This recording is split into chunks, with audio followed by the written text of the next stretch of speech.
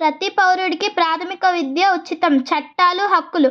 భారతదేశంలో విద్యా హక్కు గురించి హంటర్ కమిషన్కు 1882లో మొదటిసారిగా లేఖ రాసిన వారు జ్యోతిబాపులే. బరోడా మహారాజు అయిన సయాజీరావ్ గైక్వాడ్ 1893లో భారతదేశంలో తొలిసారిగా 7 నుండి 10 ఏళ్ల బాలికలకు 7 నుండి 12 ఏళ్ల బాలురకు ఉచిత విద్యను అందించారు. 1910 నుండి 1911లో గోపాలకృష్ణ గోఖలే 6 నుండి 10 సంవత్సరాల వారికి నిర్బంధ విద్యను అందించాలని చెప్పారు. 1937లో గాంధీజీ 7 నుండి 14 ఏళ్ల వారికి నిర్బంధ విద్యను ఇవ్వాలన్నారు. 1944లో సార్జెంట్ 6 నుండి 14 ఏళ్ల బాలబాలికలకు ఉచిత నిర్బంధ ప్రాథమిక విద్యను ఇవ్వాలని చెప్పారు. ఆర్టికల్ 41 ప్రకారం భారత్లోని పౌరులందరూ తమకు నచ్చిన విద్యను చెప్పుకోవచ్చు. 1990 ప్రాథమిక విద్యను ప్రాథమిక హక్కుగా మార్చమని చెప్పిన తొలి వ్యక్తి కోడి రామ్మూర్తి.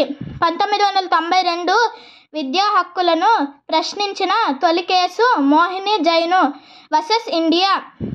1993 విద్యా హక్కును ప్రశ్నించిన రెండవ కేసు ఉన్ని కృష్ణన్ వర్సెస్ ఆంధ్రప్రదేశ్. 86వ రాజ్యాంగ సవరణ ప్రకారం 2002 డిసెంబర్ 12న ప్రాథమిక విద్యను ప్రాథమిక హక్కుగా మార్చారు.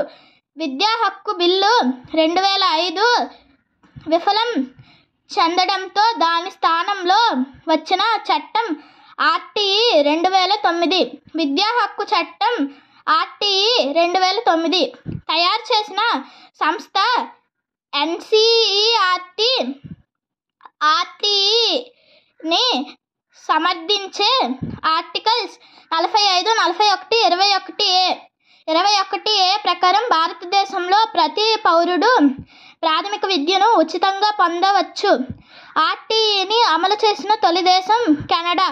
ఆర్టీఈ అమలు చేయడంలో అగ్రస్థానంలో ఉన్న దేశం చిలీ 6 సంవత్సరాలు. ఆర్టీఈ అమలు చేసే మొత్తం దేశాల సంఖ్య 136. మన పార్లమెంటు ఆమోదించిన తేదీ జూలై 20, 2009. రాష్ట్రపతి ఆమోదించిన తేదీ ఆగస్టు 26, 2009. గెజిట్లో ప్రచురితమైన తేదీ ఆగస్టు 27, 2009. అమలు ఏప్రిల్ 1, 2010. అధ్యాయాలు 7, సెక్షన్లు 38. ధన్యవాదములు.